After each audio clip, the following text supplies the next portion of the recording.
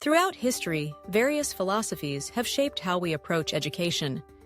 Today, we are going to discuss about the following philosophies and their educational implications. Egalitarianism, Trinitarian Philosophy, Marxism, Post-positivism, Romanticism, Liberalism, and Cognitive Pluralism. Egalitarianism. According to John Rawls, 1971, egalitarianism fundamentally asserts that all human beings are equal in worth and deserve equal rights, opportunities, and treatment within society. In social studies education, this philosophy mandates a curriculum that actively addresses and challenges historical and contemporary injustices. For instance, a social studies lesson on the American Civil Rights Movement would not merely recount events, but following the insights of scholars like Bell Hooks, 1994, critically analyzed the systemic inequalities that necessitated the movement, highlighting the ongoing struggle for racial equality and discussing modern manifestations of discrimination. Pedagogy, informed by egalitarianism, would emphasize student voice and participation, ensuring all students feel empowered to contribute to discussions, regardless of their background. In the classroom, this could manifest as encouraging students to research and present on local community issues related to inequality, fostering civic engagement aimed at promoting social justice. Trinitarian philosophy.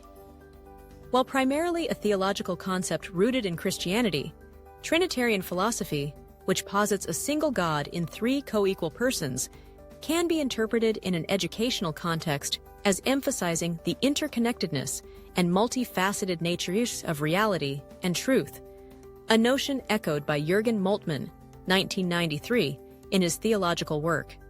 In social studies education, this perspective encourages students to seek a holistic understanding of complex phenomena by examining issues through multiple, interconnected lenses. For instance, when studying the causes of a major historical conflict like the Russian Revolution, students would explore not only political events, but also the underlying economic conditions, social inequalities, and cultural ideologies that contributed to the upheaval, seeing them as integral parts of a unified, complex system. This approach encourages critical thinking beyond singular explanations, fostering an appreciation for the intricate web of causality in human affairs. Marxism. According to Karl Marx and Friedrich Engels, 1848 to 1978, Marxism, a socio-economic theory, fundamentally posits that historical change is driven by class struggle and economic forces, ultimately moving towards a classless society. In social studies education, Marxism offers a critical lens to analyze power structures, economic systems, and societal inequalities. For example, a lesson on the Industrial Revolution would focus on the exploitative labor practices, the stark division between the bourgeoisie and the proletariat, and the resulting social unrest, rather than simply technological advancements. Students might be encouraged to critically examine contemporary issues like wealth disparity, globalization, and labor rights, understanding how economic systems influence social stratification. This approach aims to foster a critical consciousness, enabling students to identify and challenge oppressive structures within their post-positivism. As Phillips and Berbulis, 2000, explain, post-positivism challenges the traditional positivist belief in objective, absolute truth, acknowledging that all knowledge is constructed, imperfect, and influenced by human perception and interpretation. In social studies education, this means fostering a critical approach to sources and narratives. For instance, when studying historical events like the colonization of the Philippines, students would analyze multiple primary and secondary sources, recognizing inherent biases and conflicting accounts. Rather than accepting a single authoritative narrative, they would learn to question official histories and consider how different groups might have experienced and interpreted the same events. This encourages students to become active interpreters of history, understanding that knowledge is provisional and open to re-evaluation based on new evidence and perspectives. Romanticism. Gleason, 1989, describes Romanticism as an 18th and 19th century intellectual and artistic movement that emphasized emotion, individualism, imagination, and the glorification of nature and the past.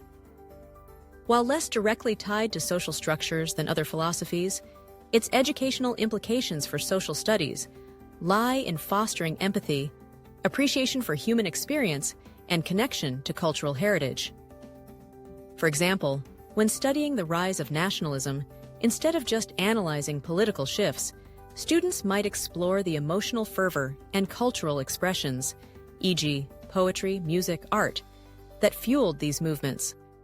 This approach encourages students to engage with historical figures and events on a more personal and emotional level, fostering an understanding of human motivations and the subjective experience of history.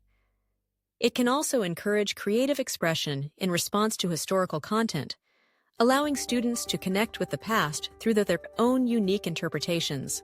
Liberalism, as articulated by John Locke, 1689 to 1988, liberalism, a political philosophy, champions individual rights, liberty, equality, and government by consent.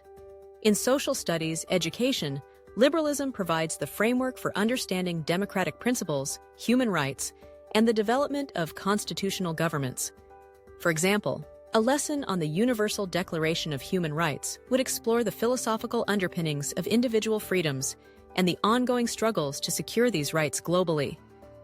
Students would be encouraged to engage in civic discourse, understand the mechanisms of democratic governance, and advocate for policies that protect individual liberties and promote social justice. This approach aims to cultivate informed, engaged citizens who understand their rights and responsibilities within a democratic society, and who are equipped to advocate for the principles of justice and freedom. Cognitive pluralism. Howard Gardner, 1983, introduced the idea of multiple intelligences, a concept that aligns with cognitive pluralism, suggesting that there are multiple valid ways of knowing and understanding the world, and that individuals and cultures may employ diverse cognitive styles and epistemologies. In social studies education, this means embracing diverse learning styles and intelligences in pedagogical approaches. For instance, when exploring a historical event, students might be offered various ways to demonstrate their understanding, such as through visual presentations, debates, creative writing, or hands-on model building, catering to different cognitive strengths. This approach also encourages recognizing and valuing different cultural ways of knowing history or understanding social phenomena, such as traditional ecological knowledge within indigenous communities.